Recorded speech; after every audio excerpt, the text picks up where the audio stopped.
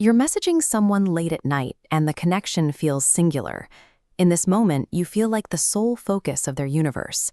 But the reality is much more crowded. You are likely just one name in a rotation of concurrent options they are entertaining. You are likely maintaining a similar roster of your own. This dynamic is known as spinning plates.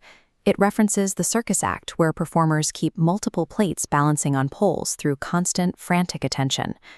We often attribute this behavior to the digital age, a moral byproduct of dating apps and a generation hooked on instant gratification. But the 19th century philosopher Arthur Schopenhauer recognized these patterns long before the first smartphone. Spinning plates is an ancient, deeply programmed evolutionary survival instinct, operating entirely beneath our conscious awareness. Schopenhauer argued that in matters of romance, we don't actually possess free will. We are governed by the will to life, the species' relentless drive to perpetuate itself. While you admire a partner's personality, your subconscious functions as a ruthless biological machine. It is constantly auditing potential mates to determine if their genetics will ensure the survival of the next generation. To make an optimal choice, the brain requires a period of baseline comparison, but the way those comparisons are calculated changes based on biological sex. For women, the primary strategy is hypergamy. Because the physical cost of reproduction is high, female mating behavior is defined by extreme selectivity.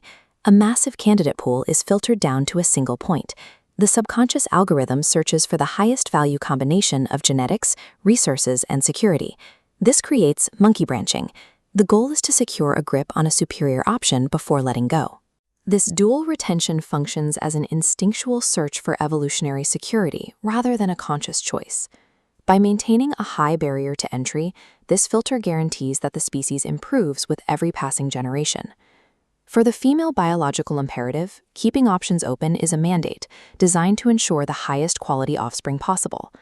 The male strategy rejects the hypergamous filter in favor of a polygamous instinct to spread genetics as widely as possible.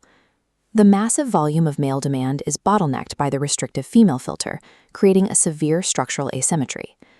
If a partner is lost, the average male faces a massive expenditure of time to secure a replacement.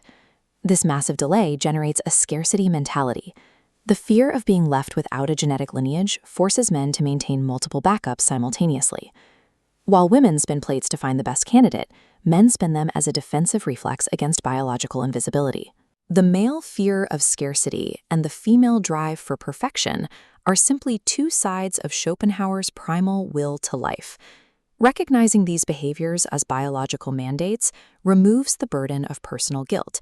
It replaces the moral resentment common in modern dating with a cold understanding of evolutionary mechanics. This leads to the abundance mentality, the practice of emotionally divesting across multiple options.